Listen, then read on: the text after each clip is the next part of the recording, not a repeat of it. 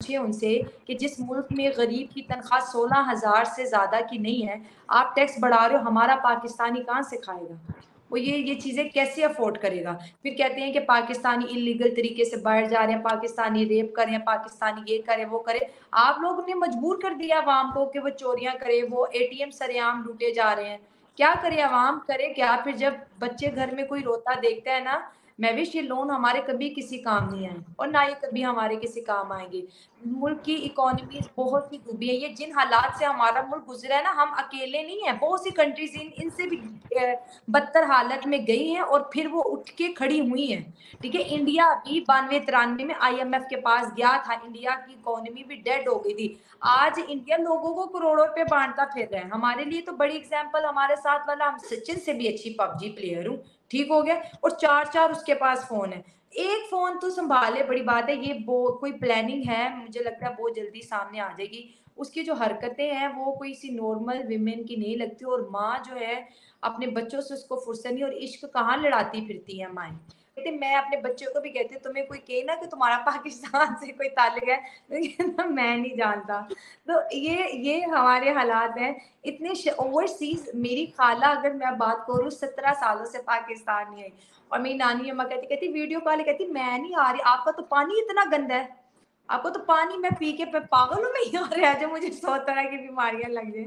तो एक दफा कहती कि मैं मीडिया पे नहीं, बहुत से लोग ऐसे पकड़े जाते हैं बड़े बड़े केसेस में, वो मीडिया को नहीं फेस करना चाहते, वो चीज नहीं आती, लेकिन इसने अपनी पब्लिसिटी कराई है। ये सारा दिन लोगों को इंटरव्यू देती फिरती है, बहुत तुमने अच्छा काम किया। मैंने तो पहले दिन कहा था कि ये कभी इंडिया से कोई लड़की आई है, ये हमारे संस्कार है कि हमारी लड़कियां भागती फिर रही हैं। आप जाओ एक वहां पे अपनी शनाख्त करवाओ। उनका उनका जो मुल्क है, हमारी दहशतगर्दी की वजह से बहुत परेशान रहे। 5% से ज्यादा बजट हम आर्मी को हमारी सिक्योरिटी का देते हैं। हमारे बॉर्डर आज आप देखें, सियाचिन वाला बॉर्डर देखें, कहीं भी आप चले जाएं तो आपको हर जगह आर्मी नजर आएगी। आप कश्मीर चले जाएं, लोग भूख से मर रहे हैं, लेकिन आपको बॉर्डर पे आर्मी जरूर दिखेगी। इतनी सिक्योरिटीज होने के बावजूद पाकिस्तानी सीमाएं पार करके हिंदुस्तान पहुंच गई और कोई उसकी खबर लेने वाला भी नहीं था। इतने टाइम तक 5 सिटीजन पाकिस्तान से गायब रहे, सिंध के सूबे से, किसी को कानो कान खबर नहीं हुई। किस नजर से देख रही हैं आप इस कहानी को? मैं कह रही हूँ यहाँ पे पूरे पूरे बंदे गायब हो जाते हैं, किसी को खबर नहीं होती। वो तो सीमा शुक्र है मीडिया पे आ गया, हमें पता चला। गवर्नमेंट से अपील करते हैं कि हमारी बहन को वापस भेज दें। कोई बयान ये नहीं है, और मैं यकीन से ये कह रही हूँ, मैं विश इसको बहुत जल्दी या तो अरेस्ट कर लिया जाएगा या इसको पाकिस्तान डिपोर्ट कर दिया जाएगा। इंडियंस को जरूरत नहीं है कि वो पाकिस्तान की एक ऐसी महिला को रखे जिसने सिम कार्ड तोड़े हों, जिसके पास 4-4 मोबाइल हों, जिसने मोबाइल से चैट डिलीट की हो, जिसने पहली शादी भी एक मिस कॉल पे कर ली हो, दूसरी पबजी पे कर ली हो, तीसरी कहीं और हो। ऐसों को क्या पता चलता है? और इंडिया अपनी हर सिक्योरिटी को बंदे का लेके अपना बहुत पॉइंट ज्यादा ऑफ व्यू है, पोजेसिव है। हर बंदे का शायला अपना पॉइंट ऑफ व्यू, लेकिन अभी तक मुझे तो ये लग रहा है कि इसके पीछे कोई बड़ा हाथ जरूर है और ये किसी मंसूबे के तहत गई है, ऐसे नहीं जाया जा सकता। इसी वजह से शायद अभी तक पाक आर्मी और पाकिस्तान एएसआई और ये तमाम जो है ना खामोशी का मुजाहरा किए हुए हैं कि पाकिस्तान में क्या हो रहा है ये भी तो नहीं दिखा रहे। सिर्फ ये दिखा रहे हैं कि शहबाज शरीफ क्या कर रहे हैं, इमरान खान क्या कर रहे हैं, इमरान खान क्या कर रहे हैं, नवाज शरीफ क्या कर रहे हैं। पाकिस्तान में क्या हो रहा है ये भी नहीं दिखा रहे। वो हमारे लिए छोड़ा हुआ है, वो मैं और आप दिखाएंगे इंशाल्लाह। खैर इसीलिए हम लोग काम कर रहे हैं और ऐसी किसी खबर से हम पीछे नहीं हटेंगे। हमारे व्यूअर्स हमारे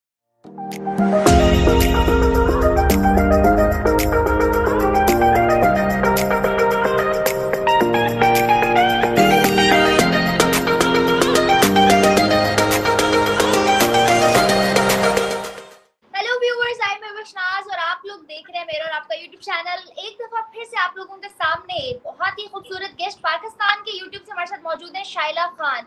welcome to my channel Shaila ji, and thank you so much for your time जो आपने मेरे और मेरे ऑडियंस के लिए निकाला। सबसे पहले मैं विश आपके तमाम देखने वाले दोस्तों को, आपकी यूट्यूब फैमिली को मेरी तरफ से अस्सलाम वालेकुम, नमस्ते, सत श्री अकाल, और थैंक यू मुझे इनवाइट करने के लिए दोबारा से पाकिस्तान के मुद्दों पर डिस्कशन के लिए। जब भी आप बुलाते हैं बहुत अच्छा लगता है। थैंक यू मैं विश।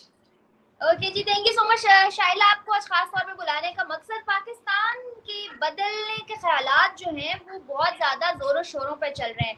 एक दफा फिर से शहबाज शरीफ साहब डेस्क पे आए हैं और उन्होंने फिर से एक तकरीर सामने रखी है जिसके अंदर उन्होंने ये कहा है, बयानिया दिया है कि पाकिस्तान को इसी तरह हम सदा नहीं चला सकते भीख मांग के, और इसी तरह हम नहीं रन कर सकते, लिहाजा हमें बदलना होगा। और ये स्टेटमेंट उनकी तब आई है जब उनको $3 बिलियन की इमदाद आ चुकी है बैरून ममालिक से।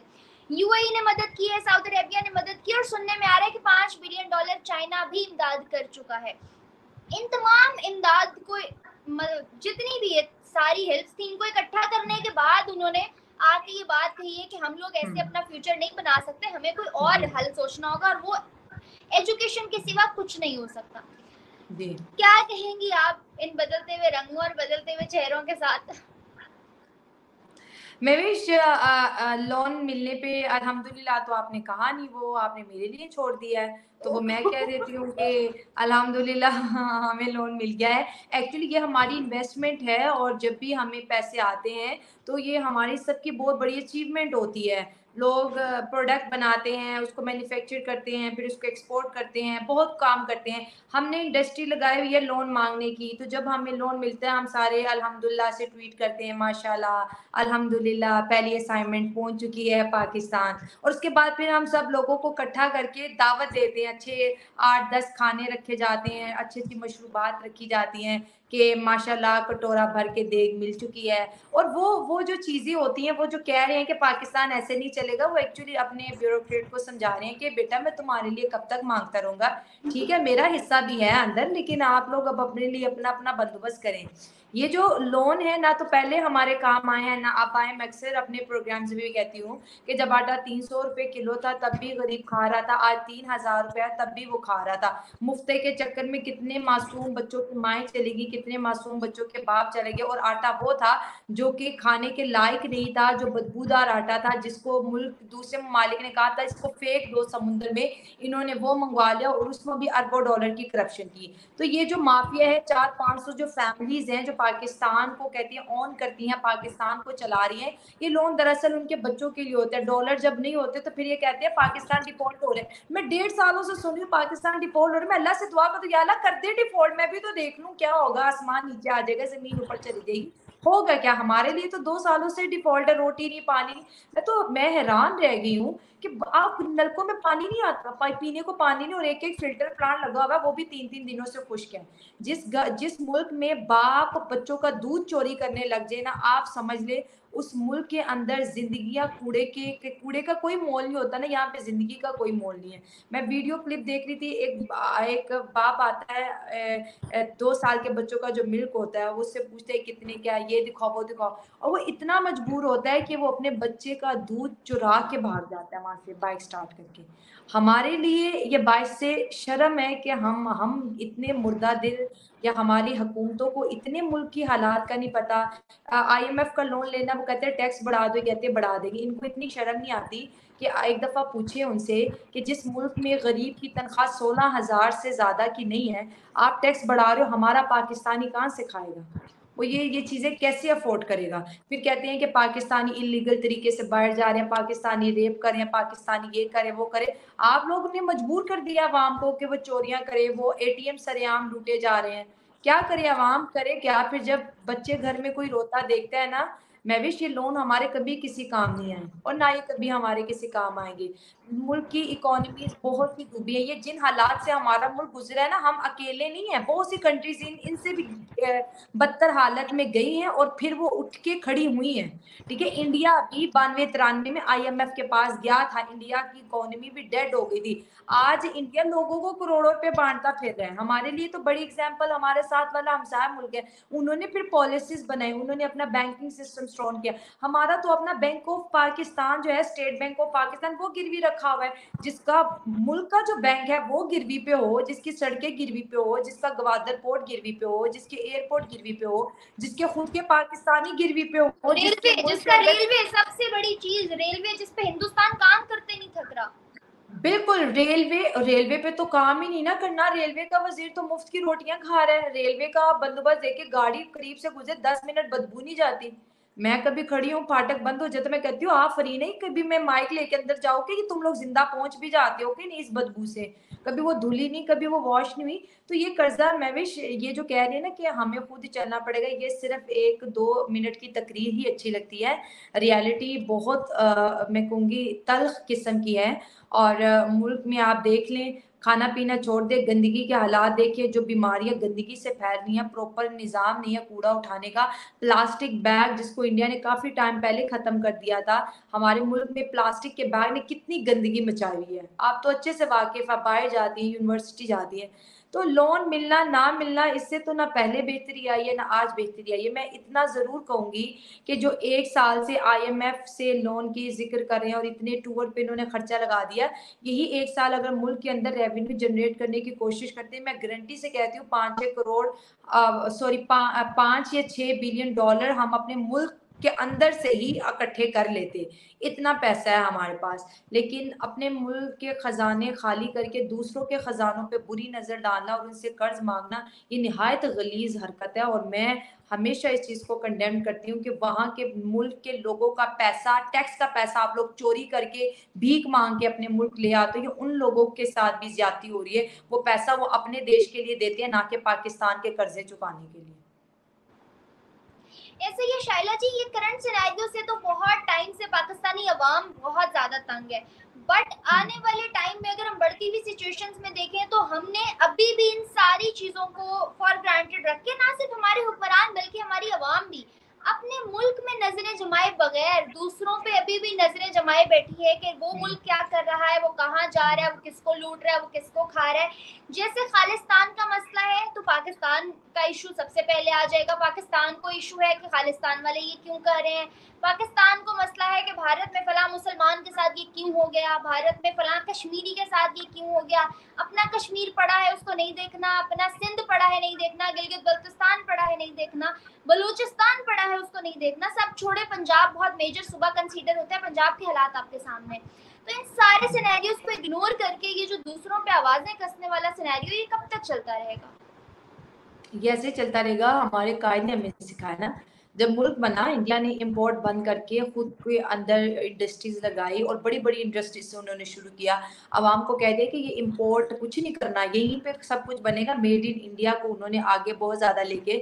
हमारे जो कायद थे मोहम्मद अली जना, उन्होंने पहले ही साल कर्ज ले लिया अमेरिका से, गंदम मंगवा ली, कर्ज मंगवा लिया, इंपोर्टेड चीज़ें मंगवा ली। ये तो वो मुगलों की औलादों में से हैं जिन्होंने करना कुरना कुछ नहीं है। वो जजिया लेके खाते थे, गरीबों के ऊपर टैक्स डाल के मुगलों ने जो है अपनी हुकूमतें चलाई हैं, जुल्म करके किसी को कढ़ाई में तल दिया तो किसी को दीवारों में जिंदा चुनवा दिया। और यहाँ पर अभी देख ले, पाकिस्तान के जो कायदे आजम ने किया वही तो पाकिस्तानी कर रहे हैं ना, मांग के खाना है। आप देखो पाकिस्तानी मुल्क से बाहर हो तो भी बदनाम है, मुल्क के अंदर हो तो भी बदनाम है। मैं अपनी सगी खाला की बात करती हूँ, वो है भी पठान, आपको पता है, तो पठान की वैसे मेरी मम्मा की तरह उनकी भी नीली आंखें, गोल्डन बाल। वो कहती मैं नहीं कहती मैं पाकिस्तानी हूँ, मैं नहीं कहती मैं पाकिस्तानी हूँ। मेरे पास अपनी फ्रेंड्स को देने के सवालों के जवाब नहीं होते। और जहाँ कहीं कहीं बस में जा रहे हो या किसी पार्टी में, ईद पार्टीज वहाँ पे होती हैं, तो कहते जो हमारी इंडियन दोस्तें हैं वो आती है, जब पाकिस्तान का जिक्र होता है कहती मैं तो बच बचा के वहाँ से निकल जाती हूँ। कहते मेरे पास जवाब नहीं है एज अ पाकिस्तानी। और कहते मैं अपने बच्चों को भी कहती हूँ तुम्हें कोई कहे ना कि तुम्हारा पाकिस्तान से कोई ताल्लुक है, तो मैं नहीं जानता। तो ये हमारे हालात हैं इतने ओवरसीज। मेरी खाला अगर मैं बात करूँ 17 सालों से पाकिस्तान नहीं आई, और मेरी नानी अम्मा कहती कहती वीडियो कॉल कहती मैं नहीं आ रही, आपका तो पानी इतना गंदा है, आपको तो पानी मैं पी के पागल हूँ मैं यहाँ रह जाए, मुझे 100 तरह की बीमारियां लग जाए। तो ये हालात है। मैं क्या करूँ, अपने पाकिस्तानी ही नहीं आना चाहते तो दूसरे मुल्क क्या आएंगे यहाँ पर। अच्छा शाइला, सचिन रही है तो हम लोग बीइंग अ जर्नलिस्ट या बीइंग अ रिसर्चर देखें तो हमें उसमें बहुत से सवालिया निशान नजर आएंगे। मुझे एक बात बताएं, इस कहानी को बहुत ज्यादा उछाला जा रहा है अभी तक हिंदुस्तान की जानिब से। पाकिस्तान को हमेशा बड़ा गरूर रहा है अपनी सिक्योरिटी पे, अपने एएसआई पे, अपनी पाक आर्मी पे, अपनी चेक एंड बैलेंस पे, कि हमने जो है ना, आप देखें कि 75% से ज्यादा बजट हम आर्मी को हमारी सिक्योरिटी का देते हैं। हमारे बॉर्डर आज आप देखें, सियाचिन वाला बॉर्डर देखें, कहीं भी आप चले जाएं तो आपको हर जगह आर्मी नजर आएगी। आप कश्मीर चले जाएं, लोग भूख से मर रहे हैं लेकिन आपको बॉर्डर पे आर्मी जरूर दिखेगी। इतनी सिक्योरिटीज होने के बावजूद पाकिस्तानी सीमाएं पार करके हिंदुस्तान पहुंच गई और कोई उसकी खबर लेने वाला भी नहीं था। इतने टाइम तक 5 सिटीजन पाकिस्तान से गायब रहे, सिंध के सूबे से, किसी को कानो कान खबर नहीं हुई। किस नजर से देख रही हैं आप इस कहानी को? मैं कह रही हूँ यहाँ पे पूरे पूरे बंदे गायब हो जाते हैं, किसी को खबर नहीं होती। वो तो सीमा शुक्र है मीडिया पे आ गया, हमें पता चला कि सीमा मैडम। लेकिन मुझे तो सीमा पहले से बड़ी मशकूक बंदी लगती है, मेरा उस पर शक उस दिन पड़ा था। अगले दिन जाके कहती मैंने सनातन धर्म अपना रहे। अल्लाह की बंदी, तेरे तू थोड़ा खौफ कर ले। तुम वहां पे जाते, उसको पता है ना कि इंडिया में ये है कि जो माइनॉरिटीज हैं या जो सनातनी होते हैं, अगर उनको दुनिया में कहीं पे थ्रेट होता है तो वो इंडिया में आ जाते हैं, तो इंडिया उसको प्रोटेक्शन देता है। क्योंकि पूरी दुनिया में हिंदुइज्म के लिए या फिर हिंदू लोगों की सिर्फ एक ही कंट्री है जिसको भारत कहते हैं, तो वो कहते हैं कि पूरे दुनिया में अगर कोई कहीं पे कोई हिंदू है तो वो हमारा है। जैसे इस्लामिक कंट्रीज, मुसलमान और इस्लाम, इस तरह। तो उसने जाते कह दिया कि मैंने जी घर वापसी कर ली, मैंने सनातन धर्म अपना लिया। अच्छा ठीक है, जबरदस्त कार्ड खेल गई। फिर अगले दिन जनाब बिंदी भी लगा के आ गई और साड़ी भी पहन के आ गई। वाह कमाल हो गया सीमा, तुमने तो पहले से ही प्लानिंग करके रखी हुई थी कि कैसे कैसे मैंने ट्रैप करना है, किस तरह से। तो वो, और दूसरा मैं भी, जब आप इन हालातों से गुजरते हो, इंसान के अंदर एक डर होता है, एक शर्मिंदगी होती है कि यार मैं इलीगल गैर कानूनी तरीके से आई हूँ, मैं बदनाम हो गई। लड़की की इज्जत बड़ी नाजुक होती है। वो वो जो उनके जो बॉयफ्रेंड है या हस्बैंड शायद अब बन गए हैं, सचिन उनका नेम है, उसके सवालों के जवाब भी वो दे रही है। क्या बात है, आप ये इतना बात छोड़े, अगर वो पहले मुस्लिम थी, वो एक बंदे के निकाह में थी जो सऊदीया रहता है, 4 उसके बच्चे हैं, वो बच्चों को लेके गई, खानदान को खबर नहीं हुई, शोहर से इतने दिन राब्ता नहीं रखा, उसको खबर नहीं हुई, किसी ने घर वालों में से भी किसी ने नहीं पूछा, वहां जाके सोशल मीडिया पे आ गई, तब भी तलाक का कोई नामो निशान नहीं है, धर्म बदला और अगले बंदे से कोर्ट मैरिज कर ली। और अगर ये कोई घरेलू होती और अगर इस तरह पुलिस पकड़ी भी जाती, तो ये अगर एक दफा कहती कि मैं मीडिया पे नहीं, बहुत से लोग ऐसे पकड़े जाते हैं बड़े बड़े केसेस में, वो मीडिया को नहीं फेस करना चाहते, वो चीज नहीं आती, लेकिन इसने अपनी पब्लिसिटी कराई है।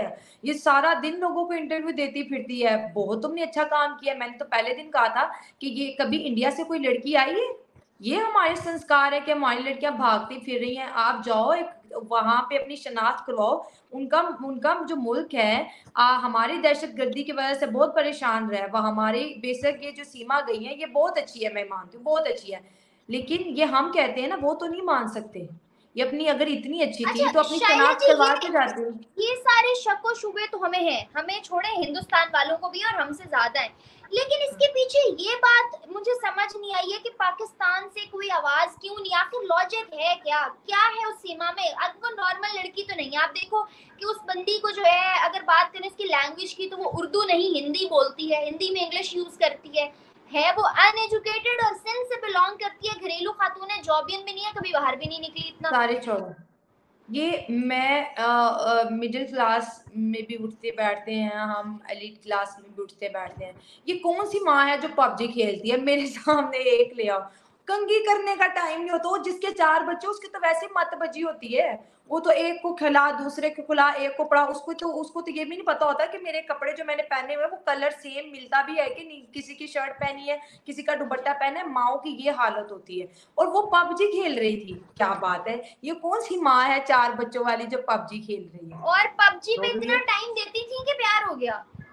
प्यार हो गया ये। और बहुत से उसके चक्करों में बहुत से बच्चों ने पबजी दोबारा इंस्टॉल कर लिया, जिन्होंने एक बहुत मुश्किल से जान छुड़ाई होगी। और एक ये है, और एक वो लूडो जो गेम है उसके अंदर भी इन्होंने माइक की ऑप्शन डाल दिया, आप बंदा सब कभी छोड़े खेल। शाइला जी, आज मैं इंस्टाग्राम पे लाइव आई हूँ अभी थोड़ी देर पहले, तो लिटरली मुझे लोगों ने कहा कि आप पबजी पे आ जाएं, आप पबजी खेलना शुरू कर दें हमारे साथ। मतलब ठरक का लेवल लोगों ने चेंज कर दिया है, थोड़ा वो लोग इम्प्रूव कर लिया, उन्होंने एनहांस कर लिया है कि आप पबजी पे आ जाएं। मतलब पबजी पे आए, आप सीमा बने और फिर आप सीमाएं पार करके हिंदुस्तान आ जाए, कौन सी बड़ी बात बिल्कुल। है। आप सोशल मीडिया के ऊपर दोस्तियाँ होना मुझे ये बड़ी चीज़ खतरनाक लगती है। आपको पता नहीं वो कौन है, कहाँ से हैं, फेक नेम से आईडीज़ बनाई है। आपके साथ जब कोई हादसा, चलो ये तो सीमा की लक अच्छी थी कि वो एक अच्छी फैमिली में चली गई, जिसने इसको इज़्ज़त दी, अपनाया, इसकी बच्ची को अपनाया। लेकिन बहुत से शाइला ऐसे शाइला शाइला मुझे मुझे ये बात समझ नहीं आ रही है कि आप इतना ट्रस्ट किसी ऐसे बंदे पे करके मुल्क छोड़ के जा रहे हो, वो भी इतना मुल्क देखिए का रिस्क ले रहे हो। आपको पता है बॉर्डर पे एक गन शॉट की मारो आप और उस बंदे के लिए इल्लीगल। जिसको ना कभी देखे ना मिले, कहानी है क्या? फिर मैं ये जानना चाह रही हूँ, क्या लग रहा है आपको, किस चीज पे मुझे डाउट तो हो रहा है? देखिए, वो तो कह रही है कोई एजेंट किसी मकसद के तहत आई है, और 4 फ़ोन। मेरे पास 1 फ़ोन है, मैंने आज अपनी वीडियो में भी कहा, कसम से मुझसे नहीं सँभाला जाता। मैं तो जब बाहर जाती हूँ, मैं लेके नहीं जाती, एक तो मैं भुलक्कड़ हूँ, मैं चीज़ भूल जाती हूँ, और घर में मैं एक को कह दिया ना, मिस बेल देना, मेरा फ़ोन किधर है, मिस बेल। कभी वो उसकी आवाज़ किचन में से आ रही होती, कभी लिविंग में से आ रही होती, एक फ़ोन नहीं सँभाला है। वो 4 बच्चे हैं, वो पबजी बड़ा कहती है मैं बहुत अच्छा खेलती हूँ, मैं सचिन से भी अच्छी पबजी प्लेयर हूँ, ठीक हो गया? और 4-4 उसके पास फ़ोन है। एक फ़ोन तो सँभाले, बड़ी बात है, ये बो कोई प्लानिंग है, मुझे लगता है बहुत जल्दी सामने आ जाएगी। उसकी जो हरकतें हैं वो कोई सी नॉर्मल विमेन की नहीं लगती, और माँ जो है अपने बच्चों से उसको फुर्सत नहीं, और इश्क कहाँ लड़ाती फिरती है माएँ। कवारी लड़की होती तो इंसान की एक एज होती है, मोहब्बत भी हो जाती है, जज़्बात भी किसी के लिए आपके जाग जाते हैं। हम इंसान हैं, और इंसान का दूसरे इंसान की तरफ अट्रैक्ट हो जाना, मोहब्बत हो जाना, वो किसी भी नेशनैलिटी का हो, किसी भी धर्म रिलिजन का हो, इसका मोहब्बत से कोई ताल्लुक नहीं है। लेकिन लड़का बहुत छोटी उम्र का है, महविश, उसने इसी को ही ढूँढा। ये लोग ट्रैप करते हैं कि कौन-सा हमारे उसमें फँस जाएगा। वो फैमिली भी बड़ी इनोसेंट, मैंने आज उनको देखा, और वो बच्चा भी, मैं बच्चा ही कहूँगी, मुझे तो लगता है 18-19 का, शायद मुझसे भी छोटा है। और जी उसको प्यार हो गया, बाहों में बाहें डाल के वीडियो मीडिया के सामने प्रेस कॉन्फ्रेंस कर रही हैं, तो फिर शाइला शर्म की शाइला भी कोई हदें होती हैं। अभी तक पाकिस्तानी मीडिया ने इस चीज को इस तरह से कवर नहीं किया कि उनकी फैमिली का इंटरव्यू पाकिस्तान में चलाया जाए, सीमा की फैमिली का। सीमा के शौहर की जानिब से अभी तक कोई बयानिया मीडिया के सामने नहीं आया। मुझे बताएं ये चीज क्या इमेज पोर्ट्रे कर रही है पाकिस्तानी हुकूमत का? पाकिस्तानी हुकूमत का कितनी रिस्पॉन्सिबल होना शो कर रही है पूरी दुनिया को? ये कोई रिस्पॉन्सिबल नहीं। इन्होंने जब 400 पाकिस्तानी भर के भेजे, बॉर्डर पास पार करवाया, तो बॉर्डर्स पे सिक्योरिटी होती है, बॉर्डर्स के ऊपर फोर्सेस खड़ी होती है, इन्होंने भेज दिया। यहाँ पर ये होता है कि पैसा फेंक तमाशा देख वाली बात है, और कितनी बच्चियां गायब हो जाती, कितनी हिंदू बच्चियां डेली जिनका कन्वर्जन जो हो जाता है, जिनकी फोर्स मैरिजेस हो जाती हैं, ऑनर किलिंग हो जाती है, कौन पूछता है? यहाँ पर कोई भी किसी को नहीं पूछता है, और उनको क्या जरूरत पड़ी है सीमा के उसमें टांग अड़ाने की? वो तो इंडिया होता है, जिनका कोई बंदा या बंदी हम पकड़ ले तो वहां की उनकी जिसे बोलते हैं दिल्ली से कॉल जाती है। वो हर चीज को बड़ी सीरियसली लेते हैं। और पाकिस्तानी क्यों करेंगे? सीमा ने बहुत गोल्ड मेडल जीत लिया पाकिस्तान के लिए, बदनामी है ना, जितना उसको डिस्कस करेंगे पाकिस्तान की बदनामी हो रही है, क्योंकि वो उसको एजेंट कह रहे हैं। क्योंकि शरीफ बच्चियां ये काम नहीं करती हैं, और उसके माँ बाप का कोई बयानिया नहीं आया। देखिए, माँ बाप बड़ा जरूरी होता है। उसकी फैमिली कहीं मिसिंग है क्या? वो इकलौती ही है? उसका भाई जो आर्मी में है वो किधर है? उन्होंने उन्होंने ये भी अपील नहीं की कि हम इंडियन गवर्नमेंट से अपील करते हैं कि हमारी बहन को वापस भेज दें। कोई बयान ये नहीं है, और मैं यकीन से ये कह रही हूँ, मैं विश इसको बहुत जल्दी या तो अरेस्ट कर लिया जाएगा, या इसको पाकिस्तान डिपोर्ट कर दिया जाएगा। इंडियंस को जरूरत नहीं है कि वो पाकिस्तान की एक ऐसी महिला को रखे जिसने सिम कार्ड तोड़े हों, जिसके पास 4-4 मोबाइल हों, जिसने मोबाइल से चैट डिलीट की हो, जिसने पहली शादी भी एक मिस कॉल पे कर ली हो, दूसरी पबजी पे कर ली हो, तीसरी कहीं और हो। ऐसों को क्या पता चलता है? और खैर, इंडिया अब अपनी हर सिक्योरिटी को बंदे का लेके अपना बहुत पॉइंट ज्यादा ऑफ व्यू है। पोजेसिव है। हर बंदे का शायला अपना पॉइंट ऑफ व्यू, लेकिन अभी तक मुझे तो ये लग रहा है कि इसके पीछे कोई बड़ा हाथ जरूर है, और ये किसी मंसूबे के तहत गई है, ऐसे नहीं जाया जा सकता। बिल्कुल। इसी वजह से शायद अभी तक पाक आर्मी और पाकिस्तान एएसआई और ये तमाम जो है ना खामोशी का मुजाहरा किए हुए हैं। खैर, बाकी अल्लाह बेहतर जानता है। Last but not the least, मुझे बताएं पाकिस्तान का हमने जो बेसिक टॉपिक स्टार्ट किया था, शहबाज शरीफ साहब जिस हिसाब से मांगते चले जा रहे हैं और अपनी हुकूमत में अब अगस्त में आके चीजें पाया तकमील तक पहुंचती हुई दिखाई दे रही है, क्या एक्सपेक्ट कर रही है आने वाले टाइम में? पाकिस्तान में पॉलिटिकल स्टेबिलिटी एक्सपेक्टेड है? क्योंकि इमरान खान को तो आ, बिल्कुल ट्रैक से हटा दिया हुआ है। हाँ जी, हाँ जी, वो डिफेम हो चुके हैं, अब उनका दोबारा उनकी पार्टी खत्म हो गई, दम तोड़ चुकी है। शहबाज शरीफ ने जब कर्जा इकट्ठा किया और फिर कहा कि हमें अपने तालीमी निज़ाम को बेहतर करना पड़ेगा, इनसे कोई ये पूछे, इस साल इन्होंने तो वो जो 1947 की बुक्स थी बच्चों को वो भी नहीं दी। गवर्नमेंट स्कूल के बच्चों को इस दफ़ा बुक नहीं मिली है और उन्होंने टीचर्स ने कहा है कि स्कूल आना है तो अपने जो है किताबों का बंदोबस्त करो। अगर वो इतने ही अमीर माँ बाप के बच्चे होते तो वो सरकारी स्कूलों में आके पढ़े होते। बुक्स नहीं मिली इस दफ़ा, शायद बहुत से पाकिस्तानियों को नहीं पता, लेकिन मुझे पता है और मेरे पास ये मसला आया था कि बच्चों के पास बुक्स नहीं है, तो इसका क्या हल निकाला जाए, तो बच्चों को बुक्स नहीं मिली। सेकंड चीज़ आपने कहा पाकिस्तान में जो ओवरसीज़ पाकिस्तानी है या फिर जो बाहर के ममालिक में रहते हैं, क्योंकि बाहर से ही खबरें चलाई जाती हैं, पाकिस्तान में फॉरेन अफेयर्स की खबरें नहीं चलती, किसी भी चैनल पे नहीं चलती। पता नहीं ये क्या खौफ है, डर है कि शाइला जी, आपने कहा पाकिस्तान में फॉरेन अफेयर्स की नहीं चलती, क्या पाकिस्तान नहीं में चलती। पाकिस्तान के इंटरनल अफेयर्स की चलती हैं? इंटरनल अफेयर में तो 2 पार्टीज़ ही हैं ना, वो तो टीआरपी के लिए चैनल्स काम करेंगे, फॉरेन अफेयर्स नहीं चलाते, कहीं पाकिस्तानी अवाम को शऊर ना आ जाए। अगर हमें शऊर आएगा तो हमारे ज़हन में सवाल आएँगे और वो सवाल फिर जब हम इनके आगे रखेंगे, कोई भी चैनल आप उठा लें, हाँ, कुछ अखबारात ऐसे हैं जो फॉरेन अफेयर्स को छापते हैं, नेशनल मीडिया कुछ भी नहीं दिखा रही, इंडिया में क्या हो रहा है, अमेरिका में क्या हो रहा है, कनाडा में, वो दिखाएँगे जो इनके मतलब की बात होगी। और अब शायद खबर अंदर की ये है, यही तो मैं कह रही हूँ, यही तो मैं कह रही हूँ यार, कि आप देखो कि पाकिस्तान में क्या हो रहा है ये भी तो नहीं दिखा रहे, सिर्फ ये दिखा रहे हैं कि शहबाज शरीफ क्या कर रहे हैं, इमरान खान क्या कर रहे हैं, इमरान खान क्या कर रहे हैं, नवाज शरीफ क्या कर रहे हैं। पाकिस्तान में क्या हो रहा है ये भी नहीं दिखा रहे। वो हमारे लिए छोड़ा हुआ है, वो मैं और आप दिखाएँगे इंशाल्लाह। खैर, इसीलिए हम लोग काम कर रहे हैं और ऐसी किसी खबर से हम पीछे नहीं हटेंगे। हमारे व्यूअर्स हमारे साथ जुड़े रहे, आने वाली तमाम वीडियोस, लेटेस्ट ट्रेंडिंग, पाकिस्तान में क्या हो रहा है, कब क्या होने वाला है, क्या एक्सपेक्टेड है, ये आप लोगों को मिलेगा मेरे और शाइला के चैनल पे। खैर, और थैंक यू। एक चीज़ मैं बता दूँ एंड करने से पहले, जैसे आपने कहा कि क्या बनेगा, अंदर की खबर ये है, सितंबर से पहले मुल्क छोड़ के भाग जो भला हो जाएगा। सितंबर तक यहाँ फँसे रहे तो उसके बाद कहते हैं ना, हमें तिनके का सहारा भी नहीं मिलेगा। खबर तो ये है, अब सितंबर का इंतज़ार है, सितंबर के बाद कौन-सा कहते हैं ना आफ़त टूटने वाली है, ये तो कहते हैं ना बंद दरवाज़ों के पीछे की ही बात है। सो हालात बेहतर तो नहीं है हमारे, माँग के ही खाएँगे, गुज़ारा करेंगे और आगे बढ़ने के भी कोई चांस नहीं है, क्योंकि एजुकेशन सिस्टम पे कोई पैसा लगाने वाला नहीं है। हमारा वज़ीर तालीम भी सोया हुआ है, उसको इतना ही नहीं पता सिलेबस कितना ज़्यादा पुराना है। हमारे जो पढ़ा रहे हैं ना, ये पढ़ाई हमारे किसी काम की नहीं है, किसी भी काम की नहीं है कि क्या एक कौवा प्यासा था। मैं तीसरी क्लास में थी, बहुत से मेरे घर वाले मेरी इस बात को बहुत हँसते हैं। मैं अक्सर बात कर देती हूँ अपने मूड में, फिर वो जोक बन जाता है। मैंने कहा मैं जब तीसरी क्लास में थी, अब मैं 25 साल की हो गई हूँ, तो 26वां मेरा बर्थडे अभी मैंने सेलिब्रेट किया। तो वो मैंने जब किताब खोली, मैंने पढ़ा था एक कौवा प्यासा था और पानी की तलाश में इधर-उधर फिर रहा था। कुछ पिछले साल 2021 में मैंने किताब खोली, एक दफ़ा का ज़िक्र है कौवा प्यासा। मैं कहा तुहानू अल्लाह दा वास्ता है कौवे नू पानी पिला दो, कितने साल हो गए, कौवा प्यासा है, कौवा इधर-उधर घूम रहा है। हमारा वो कौवा अभी तक प्यासा है। शाइला जी, जिस मुल्क का कौवा प्यासा हो वहाँ लोगों के पेट क्या ही भरे होंगे। बाकी आपने तालीमी निजाम की बात की, तो मैं अजीब है यार, थका फनी गई है। हूँ ये बात कर करके, सुन के मैं थक गई हूँ। अब मैं तालीमी निजाम को तो डिस्कस ही नहीं करना चाहती। अल्लाह अल्लाह करके मेरी डिग्री खत्म हुई और मैं आगे पढ़ना ही नहीं चाहती। मुझे लगता है पैसे का ज़िया है आगे पढ़ना। मैं एक और चीज़ बता दूँ, मिस्टर चिप्स हैं एफएससी में, मेरे फादर ने मिस्टर चिप पढ़ी। I can feel you, I can feel you. मेरी टीचर ने मिस्टर चिप्स पढ़ा और हमें पढ़ाते हुए वो कह रही है कि हमारे टीचर ने हमें ये बताया था कि उन्होंने भी मिस्टर चिप्स पढ़ा था और उसमें कोई कहानी थी जो उन्होंने हमें सुनाई। हम सिर पकड़ के बैठ गए कि आप 75 साल से मिस्टर चिप्स को नहीं बदल सके। मतलब हमें क्या लेना देना, और 1% का नॉलेज नहीं है सिवाय उस बंदे की थकी टूटी, सीमा से भी थकी हुई लव स्टोरी है उसकी।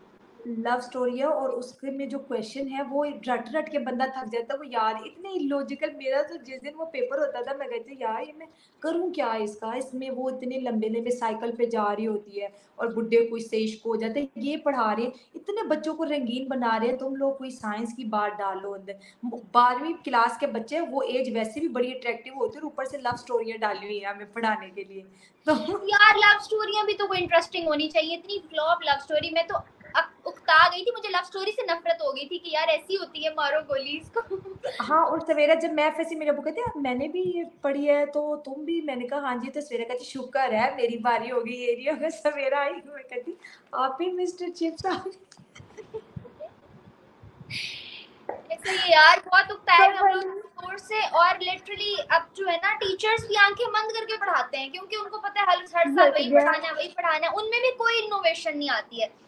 जहाँ तक बात है पाकिस्तान की, आपने कहा कि मुल्क छोड़ जाना चाहिए, तो मैं तो चाहती हूँ कि ये जो लोगों के दिलों में हमारी हुकूमतों ने डर बिठाया हुआ ना, डिफॉल्ट हो जाएगा लोगों को यूं झटके दे रहे हैं, मैं चाहती हूँ हो जाए, एक दफा देख लेंगे आगे क्या होता है। मतलब हाँ, किस भाव बिकती है, चलो हम भी तो देखें ना। और बाकी आपको मजे की बात बताऊँ कि मेरे इंस्टाग्राम पे कुछ दिनों से बहुत ज्यादा कमेंट्स आ रहे हैं। मैं यहाँ पे लाहौर में सोजो है, पूल गई हुई थी और मैंने वो पिक्चर्स आके शेयर की इंस्टाग्राम पे और यूट्यूब पे, तो मुझे लोगों ने कमेंट करना शुरू कर दिए, IMF के पैसे से अय्याशी हो रही है। मैं उस दिन से ट्रोल हो रही हूँ कि IMF के पैसे से अय्याशी कर रहे हैं ये लोग। आपने कहना था दुआ करो कि मैं अगर उधर होती तो वो पैसा कहीं ना कहीं पे लग जाता, वो पैसा तो मुल्क से बाहर मैं होती ना तो मैं मुल्क में ही लगाती ना, किसी बंदे के जेब में आता। वो 500 फैमिलीज हैं, वो आपस में ही बांट के खा जाती है। IMF की अगर मैं होती, मैं देखती IMF का पैसा, तो मैं सच में अय्याशी करवाती पाकिस्तानियों को। वही तो मैं कह रही, कुछ तो दो कहते दो पल की जिंदगी तो जी लेते। मैं अपने तमाम दोस्तों से ये कहना चाहूंगी, हुकूमत के मामलात हैं वो हुकूमती सतह पे होते हैं। हमारे मुल्क की जितनी डील्स होती है आपस में या किसी दूसरे मालिक के साथ, वो भी इंटरनेट पे अवेलेबल नहीं होती। CPEC जैसा एक बहुत बड़ा प्रोजेक्ट जिसने पाकिस्तान को कर्जे में डबो दिया, उसका भी आपको एक पेपर नहीं मिलेगा। हम IMF से किस टर्म पे लोन मिल रहे हैं, आपको एक पेपर सोशल मीडिया पे नहीं मिलेगा, किसी भी वेबसाइट पे नहीं मिलेगा, क्योंकि उसमें बहुत से माफिया जुड़े होते हैं, बहुत से लोगों की कमीशनें होती है, बहुत से लोगों ने करप्शन करनी होती है। हमें या मैविश के बारे में मैं ये कहूंगी कि हमें तो हवा भी नहीं, हमें तो डॉलर की हवा भी नहीं लगने देनी इन्होंने। अयाशी करना तो दूर की बात है। ऐसा ही है। खैर भाई, हलाल की कमाई है, खून पसीने की कमाई है, जिससे हम कहीं जाके घूम फिर आते हैं, वरना कोई डॉलर शॉलर का कोई सीन नहीं है।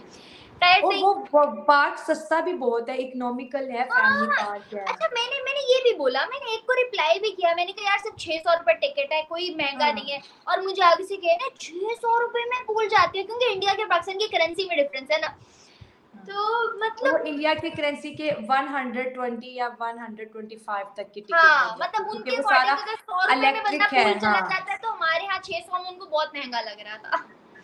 नहीं, वो एक्चुअली इलेक्ट्रिसिटी है, वो सारा तुम्हें पता है, पूल सिस्टम सारा बिजली से चल रहा होता है, तो इतना चार्ज कर लेना तो उनके लिए भी नहीं यार, मुझे वैसे भी वो मतलब बिल्कुल भी एक्सपेंसिव नहीं है, बहुत सही है। उन्होंने अपना बजट के लिहाज से बहुत परफेक्ट रखा हुआ है कि हर बंदा विजिट कर सकता है। और वो भी हम लोग वीकेंड पे गए थे तो 600 थे, वरना नॉर्मल डेज में वहाँ बोर्ड लगा हुआ था कि 500 चार्जेस होते हैं, तो इट वाज सो नॉर्मल। खैर, लेकिन यू नो जजमेंटल सोसाइटी हमारी, क्या कह सकते हैं। कोई बात नहीं, तुम लोगों का दिल ना जलाया करो ना, इतनी गर्मी में तुम खुद पूल चली जाती हो। अब जो बंदा पंखे के नीचे बैठा हुआ है वो पूल वाली तस्वीरें देखेगा, तो फिर अगली दफा मैं सारी YouTube फैमिली को साथ लेके जाऊंगी, व्लॉग शेयर करूंगी फिर, ठीक है। ये हुई ना बात। हाँ, शेयरिंग करोगी तो ठीक रहेगा, शेयरिंग नहीं करोगी अकेले अकेले, ये तो मैंने भी कहा था कि मैं भी, ये बात गलत है। आप अकेले के गर्मी में पूल के मजे ले रही है, दोस्तों को लिफ्ट ही हम नेक्स्ट टाइम एक अच्छे से व्लॉग के लिए इकट्ठे चलेंगे इंशाल्लाह। खैर, इसको wind up. Thank you so much Shaila for joining us, thank you so much viewers for watching. मिलते रहेंगे फर्दर और इंटरेस्टिंग टॉपिक्स के साथ, मेरे और शाइला दोनों के चैनल पे हमें देखना बिल्कुल मत भूलिएगा। तब तक के लिए मुझे और मेरे गेस्ट को दें इजाजत, अल्लाह हाफिज। मेरे चैनल को लाइक शेयर सब्सक्राइब करना बिल्कुल मत भूलिएगा। ओके, मैं भी कह देती हूँ, मैविश को जनाब फॉलो कर ले, इसके चैनल को भी सब्सक्राइब कर ले। ओके, अल्लाह हाफिज, बाय बाय। अल्लाह हाफिज। और शाइला के 300 के कब के हो चुके हैं, अब इनके जल्दी 500 के करवा दे। तुम्हारे मुंह में कहते हैं घी शक्कर।